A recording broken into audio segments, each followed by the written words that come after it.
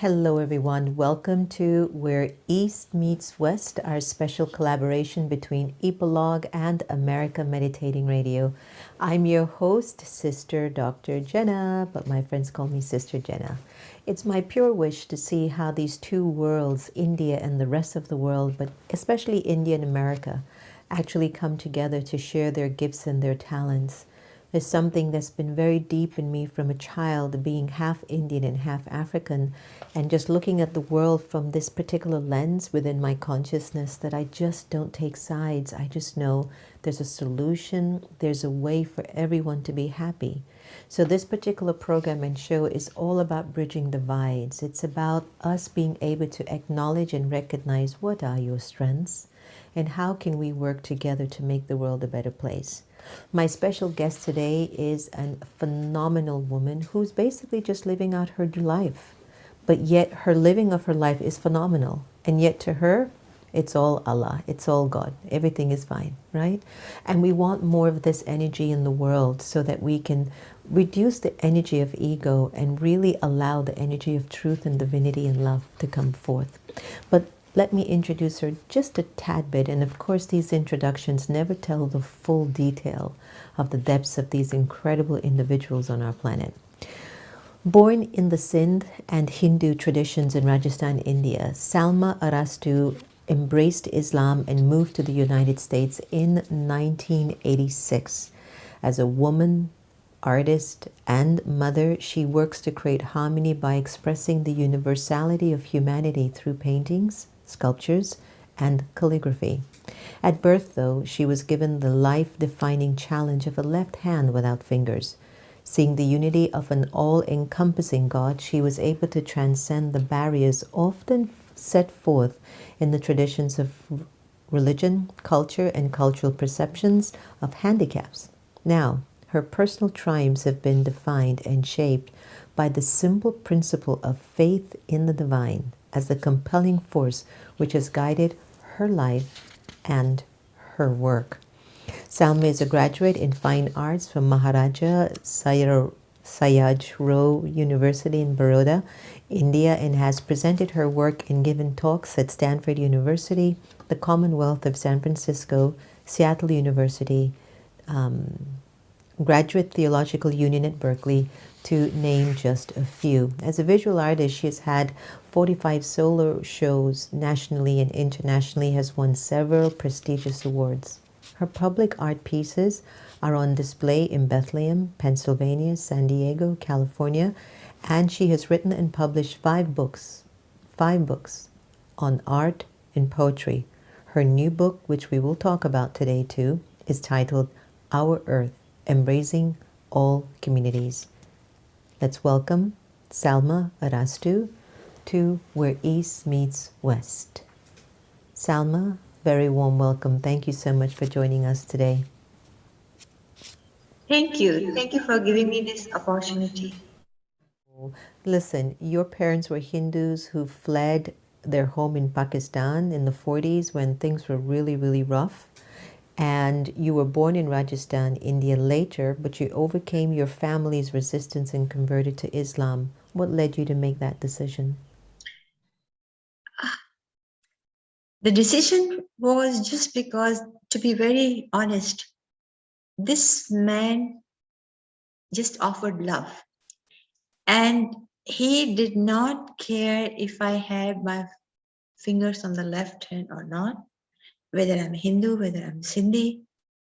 He just said that he loves me. And I think that love was so pure and so true. I felt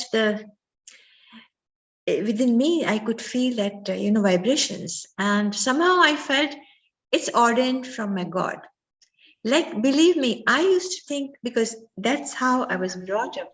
My mother, from the childhood, led me towards God. And she said, he will take care of you. Just call him, he will answer you. And then she was very spiritual. And she also gave me this faith that we are all one. As I was growing up in Ajmer. Ajmer is a city in Rajasthan, and which is also a very important place for Muslims as well as Hindus because of Pushkar and the masjid, there. Sorry for a second, I'm Khwaja Mohyuddin Chishti. So this is what she was. She came from Pakistan. She lost everything.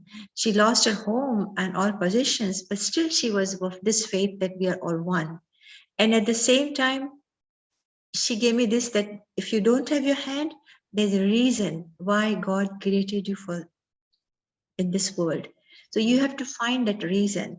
And somehow, right from childhood, drawing and painting became that vehicle for me, and writing also. So this is how I was growing up. And when I met this man, he offered me, and I accepted, despite I upset my family a little bit. I know my brother was very angry, but my mother was with me. And I'm so grateful, because she said, now it's your destiny, but my blessings are with you. Yeah. Salma, how old were you? I was 21. Okay, so you were pretty adult. So it wasn't like puppy love at 15, 16, 17, huh? No, in fact, you wouldn't believe I tried my best to avoid it. But when I felt from inside me that this is where I have to go. And accepting Islam was not a problem in my heart, because my God was saying, I'll come with you. Yes. You know, it's sort of sad the way the world has defined the religion of Islam and how they've blamed Islam for so many things. And I've had countless conversations with people, even educated people, think like that. And I've had countless conversations with people. The religion is not the problem, it's the people who propagate the religion. So there's a misunderstanding. And I think once we can understand that, don't put every Muslim, every Jew, every Hindu in the same box. They're not. These are individuals who are comfortable with a belief system, are comfortable with a culture, are comfortable with a ritual. But it has everything to do with the individual, and your husband sounds like he was one of those good examples for Islam. Your paintings use Islamic calligraphy in non-traditional way. Tell us about your work, how you got started, and the message that your art conveys. Yeah. So as I told you, I got married that time, 21, 22. I just finished. I was just in my master's final, 22, yeah, final year of master's. And then after marriage, he didn't want to stay in India because of the conflicts in the families. So he got a job in Iran.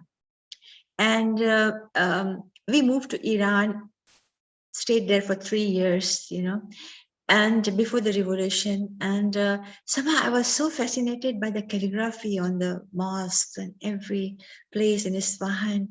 And I was just trained as an artist, and I was doing abstracts, but this calligraphy set in my heart.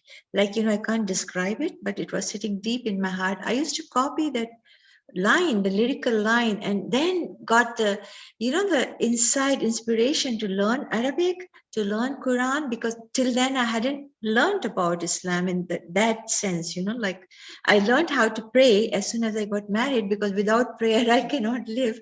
So I had to pray, and I knew I have a different ritual to pray, and I accepted that. And I was doing it. But here I was really involved, and I tried to learn the calligraphy. I mean, not the classical way, but I started copying it and tried to learn Arabic because I wanted to know what these words convey. So that has been a long journey. Like, slowly, nobody pushed me. Nobody really told me you have to do this, but it was my inner need.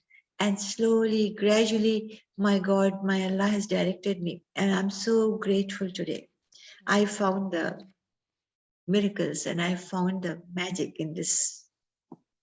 Whatever you say, it's a piece of the piece. Tell me something. What's the spiritual connection with calligraphy and the soul? Because there's something so beautiful in it. I've seen it in Japanese writing, in Chinese writing, in Arabic, in Hindi. There's just something that connects the soul, like with Hindi, Urdu, Sindhi, or Arabic, the strokes are different, than I look at Japanese or Chinese. It's a little different. How do you feel it connects to you at a soul level? I really don't know, but all I know, this lyrical line in Arabic especially, which I was really taken so deeply because it connects me to humanity, it connects me to my God. Somehow, I can't tell you, but as an artist, I feel it. And because I was so spiritual, and I think also after learning Quran, after knowing the meaning of the words, it gave me more sense. It gave me more sense into these lines that they are so full of meaning, So that gave me more faith, and that's how it became more clear in my work that this is where I want to go, So it Beautiful. has been developed over years. Well, I love how things have a way of organically emerging in our lives, and we might have planned one thing, and then the destiny and the universe says, you know what, I've got something else in store for you, so don't think you are fully in charge. You know, in America, we've been seeing a lot of various scenes, and we've been through a lot too. 9/11 was no less. I can't believe that event even ever took place.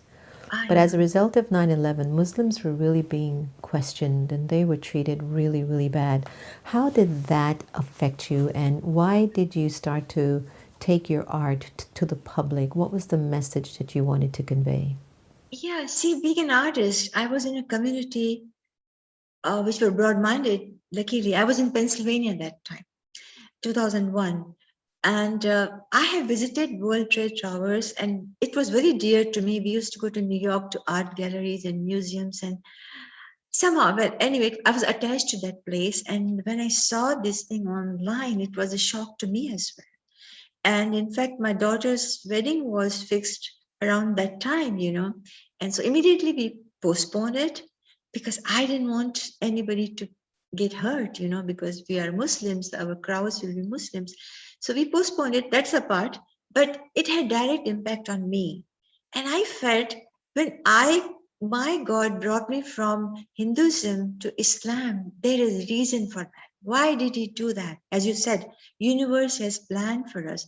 And somehow that's the time I felt he wants me to be using my skills to let people know what Islam is. It was such an important task for me. It was just coming from within, And I said, I have to do this. I want to bring the positive of Islam to mainstream in America because maybe that's why he brought me all the way from Rajasthan to America. Who knows? That's what I Who knows? believe. I And tell I you, have, yeah, you never know. You never know what's in so, the journey. So, yeah. coming from a Hindu background and from very traditional parents who endured a lot with the rift in Pakistan in the 40s, where the Brits really played a very big role in that. What is your definition of Islam? It's peace and it's one.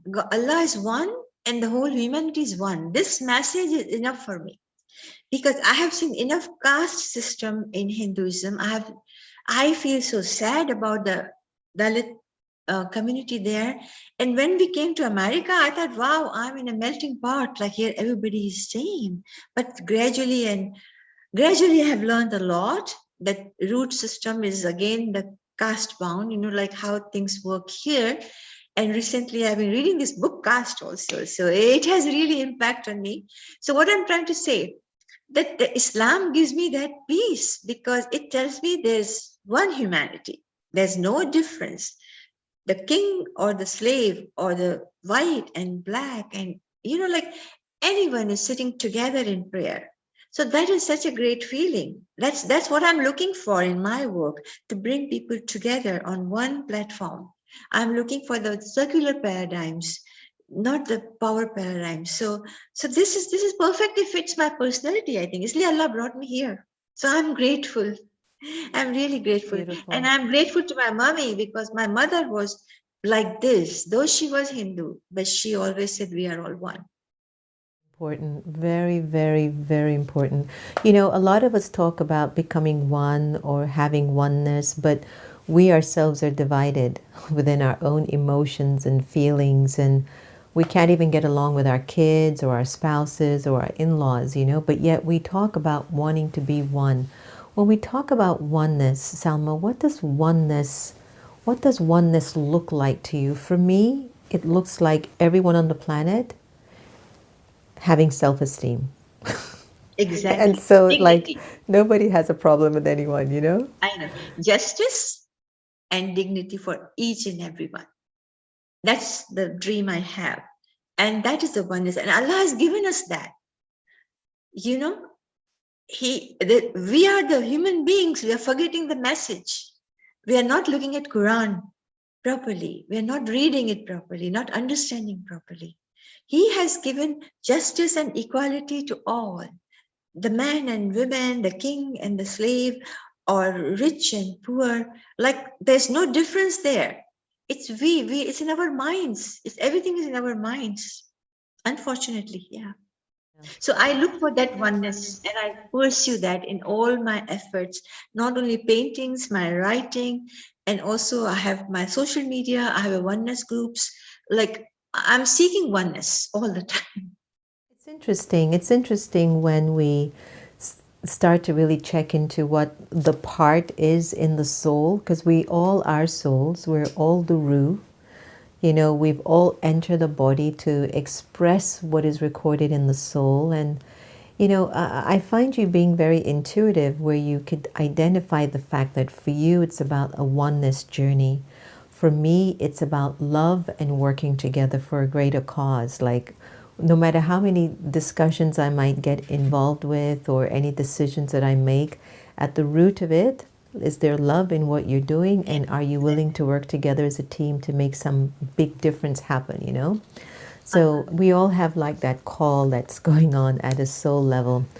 So you are an author again, so congratulations on, let me look at my paper so I can get it clear. Our Earth Embracing All Communities. Please tell us what's in that book. What can we expect? Oh, you know, as I told you, I have been reading Quran very regularly, and I bring out the verses which talk about love, unity, friendship, and, you know, oneness from Quran. And I've been doing this large painting since last 12, 15 years. But since last 3 years, because I'm very conscious about the ecological damage we are doing, you know, I can't deny that. So it so happened that suddenly I started finding verses in Quran in my everyday reading which talk about the ecological consciousness. And suddenly I thought my Allah is telling me to go this direction. You have to save the humanity. You have to bring the earth back and the gift, the beautiful gift that He has given us. So somehow you wouldn't believe us. I did a lot of research online in Quran and the descriptions, and I picked up 40 verses. There are many, but the 40 verses to begin with, and 40 not at the same time. I picked a few, I started paintings on that. And basically, I was trying to convey Allah's message about the ecological consciousness to the world. So I'm so grateful that it happened. And last year, because of pandemic, I was sitting in my studio all the time, and I was working on this project. I got the grant for this project because, I got a big grant from East Bay Community Foundation.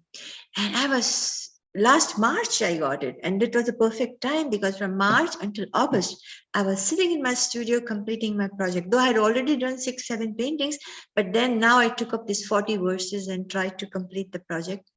And so I have the verses with me only and the paintings, but I wanted the descriptions also. So I was so lucky to find Dr. Basma Abdul Ghaffar. She's in Canada. I met her through Zoom meetings, and she's an amazing scholar. And I don't know how to say, she's simply in plain words, she explains Quran to you. So I asked her, please kindly write the description for this book also. So she did a beautiful descriptions. I got a beautiful essays from Imam Zaid Shakir and Desi Khan and other good, well-known people. And Alhamdulillah, so I did the self-publishing, that's true. This year in February, it was published. But now I have to tell you the best part, the blessing that Allah has given, that this book was by Basma Abdul Ghaffar. She showed it to her publisher, makazid.org, and they loved it. And they said this has to reach each and every one. So they have taken up the big publication and the distribution. It's going to be published in Italian and English and worldwide distribution. So see, these are blessings from Allah. These are all, I didn't know, I had only the intention that I want to bring out these So you verses. must be so thrilled about that Yes, because I you're am. actually fulfilling a call and the call is being recognized by the world, huh? That is the beauty, that's the beauty if you remain in, submissive to Allah. That's what I believe. Yeah. I do follow So, Allah. so let me ask you something. What would you tell somebody who seems to be stuck in believing that Islam is like this? I mean, I've heard so many varying conversations. Oh, Muslims are like this, or Muslims are like that. And I go, what do you mean? I don't understand. I've met so many beautiful people who are practicing Islam, and so I kind of get very, concerned when individuals generalize people, especially in religious packages. So let's say that you bumped into somebody who is anti-Muslim. What would you tell them? I would tell just the same thing. Like I talk about the love. I said you haven't seen the beautiful part of this Islam. Like you haven't known, which you should know first, because that's the main problem. We are in fear of other one because we don't know. That is the main thing, the ignorance. So I try my best. In fact, right now I'm getting involved into holding groups, coming together on Zoom has provided that possibility to me to organize these groups, and I call it so that you know each other. If you know, in the verse of Quran, it says that Allah created uh, all human beings from one pair, one Adam and Eve, and then the whole communities were created from that, and he made you into nations and tribes. He doesn't say he turned into races and religions or not. No, he says nations and tribe so that you know each other. And that verse is sitting in my heart. And I always talk about this verse to anybody whom I meet who is talking against Islam. I said, come, we'll talk about it. And because Allah created us to know each other, He didn't create us to dislike each other or argue or hate each other, but we have to know each other. It's so important. So I insist, insist in a loving way. I don't try to give sermons and all that, but I said, come and see my art, read my poems, I share, and then that's what I do. But luckily, alhamdulillah, I should say, I don't find in my circle anybody so angry or staunch. So That's that's a so blessing. beautiful. That's so beautiful. We need to have friends that are vibrating at a much higher level of consciousness. Do you happen to have any of your poems off the top of your mind that you could recite one for us today? Something. So this one is about Islamophobia. I did this painting and I wrote this poem. Allahu Akbar. It is a call to my prayers. Allahu Akbar, Allahu Akbar, Allahu Akbar.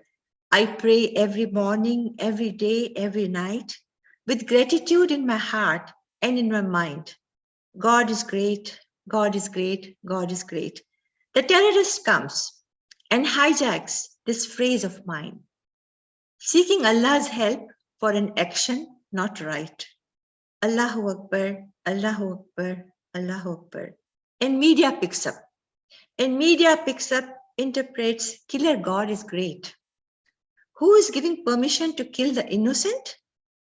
We respond with fear, hatred, and violence.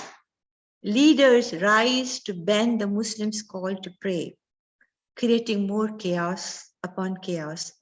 All this is happening because of our ignorance. Allahu Akbar, Allahu Akbar, Allahu Akbar. And now this one is very important, just the one poem. I call it Ocean of Humanity. Do not lose faith in humanity. It is vast, limitless, spread out ocean. It does not get dirty with a few drops of dirt at one end. On the other end, look at the sparkling waves gushing forward to cover it. No evil human powers can destroy its beauty. They only cry for our attention and invite us to advance with force and dignity. Do not shake with fear at the mere bomb blast or several gunshots. Rise with determination like these waves. Do not stop at these are only warnings sent in lots. Move with intention to clean and heal the naked wound of humanity. Do not blame anyone, as the evil ones are also part of this humanity, designed and destined to be with us to test our humanity. Ignore them and learn to live with patience and power to heal. It is within you, O humanity. Humanity is an ocean, life-giving and eternal. Can few drops of evil destroy this glorious unity? I believe in it, so I just wanted to read. Oh, those were fantastic. You know, I've always wanted to do poetry because I think it comes from such a deep soul level.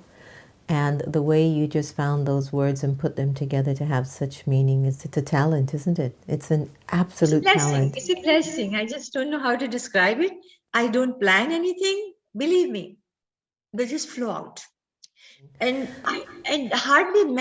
few times I do the edits, but normally it's the first flow, of the words.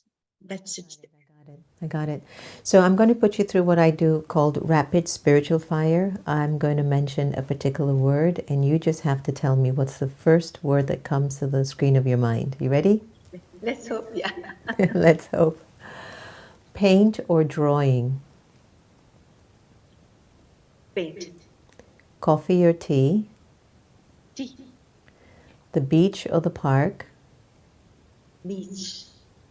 Beach. You're a beach person. Yeah. I like water. Not the swimming, but I like the water.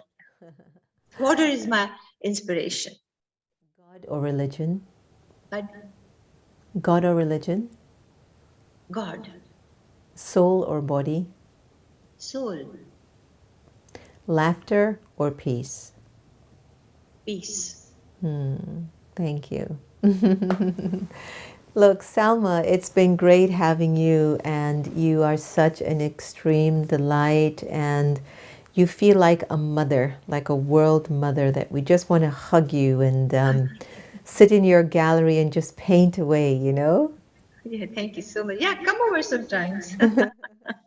We would definitely love that. So Salma Arastu, all the very best. Thank you so much for your time and energy as you join us on Where East Meets West. Is there a website that individuals can get in touch with you if they wanted more information on your work?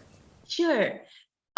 It's just with my names, www.salmaarastu.com. So Salma, there are 2 A's in between, salmaarastu.com.